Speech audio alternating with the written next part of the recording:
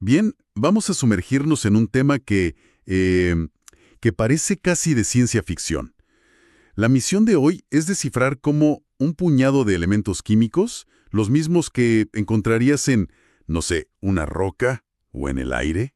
Se organizan para formar un ser vivo que piensa y siente. Y quizás el misterio más grande de todos, cómo, partiendo del mismo manual de instrucciones genéticas, terminan creando cosas tan increíblemente distintas como una neurona y una célula de la piel. Es que esa es la pregunta fundamental. No se trata solo de qué estamos hechos, sino de cómo esa materia, que en principio es inerte, adquiere orden, propósito y finalmente vida. Es un viaje de la simplicidad, casi caótica, a la complejidad más exquisita que conocemos. Empecemos a desglosar ese viaje. Todo arranca en una escala casi inimaginable, partículas subatómicas. Protones, electrones, neutrones. Cuando se agrupan, tenemos átomos. Y cuando los átomos se enlazan, pues forman moléculas. Hasta aquí es pura química, ¿no? Sí, como construir con bloques de Lego, cada vez más complejos. Pero entonces ocurre algo que lo cambia todo. Un salto cuántico, digamos. En un punto de esta escala de complejidad, llegamos a la célula. Y es precisamente ahí, en ese punto, donde la química se transforma en biología. Claro. Antes de la célula tenemos ingredientes. Con la célula tenemos la receta de la vida en acción. Y a partir de ahí, la organización se dispara. Es una jerarquía fascinante. Grupos de células con la misma misión se unen para formar tejidos. Por ejemplo, miles de miocitos, las células musculares, Ajá. se agrupan para crear el tejido muscular listo para contraerse. O las neuronas, que se entrelazan y forman el tejido nervioso. Es una división del trabajo a un nivel microscópico. O sea, ninguna célula intenta hacerlo todo. Se especializa y confía en que las demás harán su parte. Los eritrocitos, por ejemplo, se dedican solo a llevar oxígeno. Y los osteocitos a construir hueso. Exacto. Es una sociedad cooperativa increíblemente eficiente. Y esta sociedad sigue creciendo en complejidad. Esos tejidos se combinan para construir órganos. Claro, el tejido nervioso forma el cerebro, el tejido óseo, los huesos. Ya no hablamos solo de una función, sino de una estructura compleja con múltiples tareas. Exacto. Un órgano como el corazón no es solo tejido muscular. Tiene tejido nervioso para regular su ritmo. Tiene tejido conectivo que le da estructura. Es una colaboración de diferentes especialistas en un solo lugar. ¿Y el último paso? Los órganos se coordinan en sistemas. El corazón y los vasos sanguíneos, por ejemplo, forman el sistema cardiovascular. O el cerebro y la médula espinal, el sistema nervioso central. Al final, la suma de todos esos sistemas somos nosotros. Es alucinante pensar que todo esto emerge de la interacción de simples átomos. Lo verdaderamente asombroso es la robustez y la elegancia de esta jerarquía. No es un castillo de naipes, ¿eh? Es una estructura que se autorregula y se repara. Cada nivel de organización, desde la célula hasta el sistema, añade una capa de complejidad y resiliencia que permite que todo el conjunto funcione. Ok, aquí quiero detenerme, porque pasamos de la estructura a la acción, al corazón de la bioquímica. Definámosla como la ciencia que estudia lo que ocurre dentro del cuerpo a nivel celular y molecular. Es el lenguaje de las proteínas, los carbohidratos, los lípidos. Y el escenario donde se representa toda esta obra es la célula. Es la protagonista absoluta de esta historia. Todo lo que nos mantiene vivos, cada pensamiento, cada movimiento, sucede en su origen dentro de miles de millones de estas diminutas factorías. Hablemos de ellas. Son la unidad básica de la vida, pero lo que a mí me fascina es su especificidad. Cada tipo de célula tiene una misión increíblemente definida. Un eritrocito transporta oxígeno. Una neurona se dedica a la sinapsis, a comunicar. Esto me lleva a una pregunta. Si cada célula tiene una función tan clara, ¿significa que una célula de la piel está atrapada siendo piel para siempre? ¿O podría, en teoría, cambiar de opinión? Esa es una de las preguntas más potentes de la biología moderna. En un organismo adulto, la mayoría de las células están, digamos, comprometidas con su linaje. Una célula de la piel está programada para hacer y generar más células de la piel. Entiendo. Pero el descubrimiento de las células madre nos ha enseñado que esa decisión no siempre es irreversible. Existen células que conservan la capacidad de convertirse en muchos tipos diferentes, y aprender a controlar ese proceso, bueno, es el santo grial de la medicina regenerativa. O sea que cada célula no solo tiene un trabajo, sino una identidad. Y para cumplir con ese trabajo, fabrica sus propias herramientas. Se menciona el ejemplo del miócito, la célula muscular. No solo se contrae, sino que para hacerlo, produce dos proteínas específicas, la actina y la miosina. Exacto. Y ese detalle es un momento fundamental. Conecta la biología visible, un músculo que se flexiona, con la bioquímica invisible, esas dos moléculas que se deslizan una sobre otra. La función de una célula casi siempre se reduce a las moléculas especializadas que es capaz de producir. Como el hepatocito del hígado. Cientos de enzimas diferentes para metabolizar toxinas, crear proteínas como la albúmina o generar bilis. Para poder llevar a cabo todas estas tareas, la célula no es una simple bolsa de agua. Está llena de compartimentos, los organelos, que flotan en el citoplasma. La analogía de una fábrica con diferentes departamentos es muy útil. Es una analogía excelente para empezar, pero se queda corta en un aspecto clave. ¿Ah, sí? Sí, a diferencia de una fábrica diseñada por un ingeniero, la célula es un caos organizado que se autoconstruye y se repara constantemente sobre la marcha. Es mucho más dinámica e imperfecta de lo que nos imaginamos. Pero sí, la idea de departamentos especializados es perfecta para entenderla. Hagamos un recorrido por esa fábrica caótica y maravillosa entonces, empezando por la seguridad. La membrana celular. Es la frontera que regula qué entra y qué sale. Nada pasa sin su permiso. Y es mucho más que una simple barrera. Es una frontera inteligente, llena de sensores y canales que le permiten a la célula comunicarse con su entorno y mantener un equilibrio interno, la homeostasis. Luego, la central de energía, la mitocondria. Aquí es donde se quema el combustible, ¿no? A través de la respiración celular y el ciclo de Krebs. Aquí se produce la energía que mueve toda la maquinaria.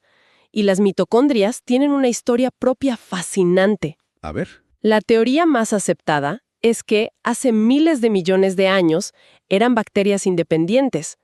En algún momento, una célula más grande las engulló. ¿Y? Y en lugar de digerirlas, establecieron una relación simbiótica. Llevamos dentro de nuestras células los descendientes de antiguos invasores que ahora son absolutamente indispensables para nuestra supervivencia. ¡Qué increíble!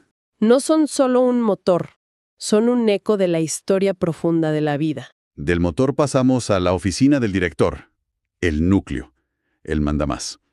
Contiene la información genética, el ADN, que son las instrucciones maestras para fabricar todo lo que la célula necesita. Pensemos en el ADN no como un libro de instrucciones, sino como una biblioteca gigantesca. Cada célula contiene la biblioteca completa. Pero no de todos los libros. Exacto. Una célula muscular solo lee los libros sobre contracción, mientras que una neurona solo consulta los volúmenes sobre neurotransmisión. El núcleo controla qué libros se pueden leer en cada momento. Y las órdenes de esa biblioteca van a la línea de ensamblaje, retícula endoplasmático rugoso. Se llama así por los ribosomas, que son como los obreros que leen las instrucciones y van ensamblando las proteínas. Un proceso de una precisión asombrosa. Un pequeño error en esa secuencia puede dar lugar a una proteína defectuosa con consecuencias, catastróficas. Es la base de muchas enfermedades genéticas. Y junto a él está su primo, el retículo endoplasmático liso. Este es un taller más especializado. Sí, aquí se sintetizan los lípidos y, muy importante, se metabolizan sustancias tóxicas. O sea que cuando uno se arrepiente de la noche anterior, es el retículo liso de las células del hígado el que está trabajando a marchas forzadas. Jaja, exactamente. Está limpiando el desastre. Es el equipo de desintoxicación y limpieza de emergencia del cuerpo. Una vez fabricados los productos, proteínas y lípidos, necesitan un último toque. Ahí entra el aparato de Golgi. Es el Departamento de Control de Calidad, Empaque y Envío. Recibe los productos en bruto, los modifica, los pliega correctamente, les añade etiquetas químicas y los empaqueta en vesículas. Las vesículas son el servicio de mensajería, ¿cierto? Sí, son como pequeñas burbujas que llevan los paquetes a su destino final, ya sea dentro de la célula o hacia el exterior para exportarlos. Precisamente. Y para que toda esta logística no colapse, está el citoesqueleto. Las vigas, los andamios y hasta las carreteras internas de la célula. Le da forma y permite el movimiento. Y esta arquitectura interna es lo que permite la especialización. Totalmente. Una célula que secreta muchas hormonas tendrá un aparato de Golgi enorme. Una que desintoxica, un retículo liso muy desarrollado. La forma sigue a la función. Y esa arquitectura, esa fábrica, no se construye de aire. Necesita materiales muy específicos, los verdaderos ladrillos de la vida, las biomoléculas. Aquí se hace una distinción clave entre las inorgánicas, como el agua, y las orgánicas, que se basan en un esqueleto de carbono. La famosa mnemotecnia CHON: carbono, hidrógeno, oxígeno y nitrógeno. Esos 4. Esos 4 elementos componen más del 95% de nuestro cuerpo. La vida, en su esencia, es la química increíblemente versátil del carbono combinada con estos otros 3 elementos. Para crear estructuras gigantes y complejas llamadas polímeros. Exacto, como un collar de perlas. Unidades pequeñas y repetitivas, los monómeros, se enlazan para formar una cadena larga, el polímero. Y a partir de unos pocos tipos de perlas, la vida construye una variedad infinita de collares. Es un concepto de una elegancia abrumadora. La vida no inventó millones de piezas distintas, perfeccionó unas pocas y aprendió a combinarlas de formas casi ilimitadas. Hablemos de 3 de esas combinaciones maestras. Primero, las proteínas. Sus monómeros son los aminoácidos. Se las describe como de lo más importante. Y con razón. Si la célula es una fábrica, las proteínas lo son todo. Son las máquinas, los obreros, los supervisores, los mensajeros. Realizan casi todo el trabajo activo del cuerpo, desde catalizar reacciones químicas como enzimas hasta actuar como anticuerpos o transportar oxígeno. El segundo grupo son los carbohidratos, cuyos monómeros son los azúcares. Su función más conocida es la de proporcionar energía. Aportan 4 kilocalorías por gramo. Son nuestro combustible rápido. El combustible de elección, la gasolina que el cuerpo prefiere quemar para obtener energía inmediata. Y eso nos lleva al tercer grupo, los lípidos o grasas. Y aquí hay algo que parece un enigma de diseño. Los lípidos son la fuente principal de energía.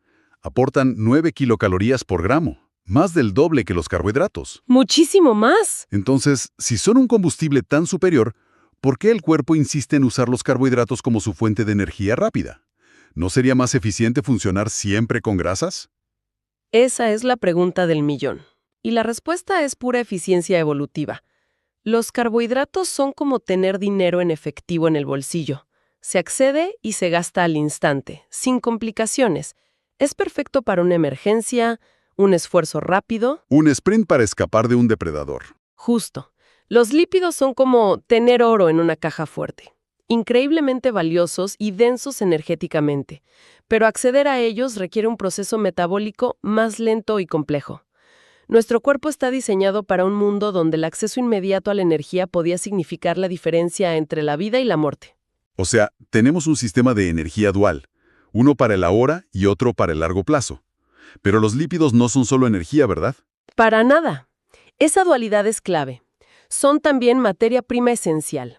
El colesterol, a pesar de su mala fama, es el precursor para fabricar hormonas vitales, como la testosterona o los estrógenos. Claro. Forman las membranas de todas nuestras células y son cruciales para absorber ciertas vitaminas.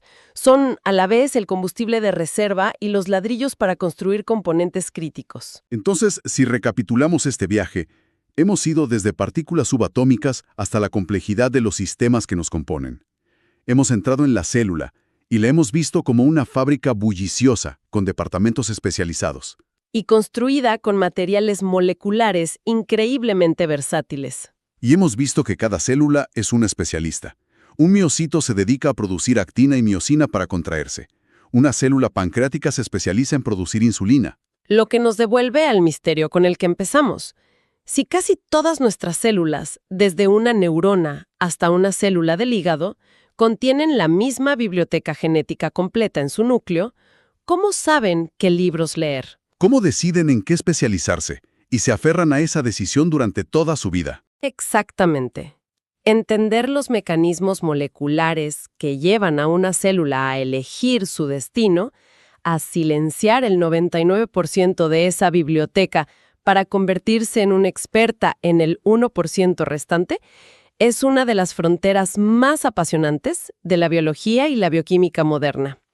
No es solo una pregunta sobre cómo estamos construidos, sino sobre cómo la misma información puede dar lugar a identidades tan radicalmente distintas y cooperativas. Es el secreto de cómo la unidad se convierte en diversidad.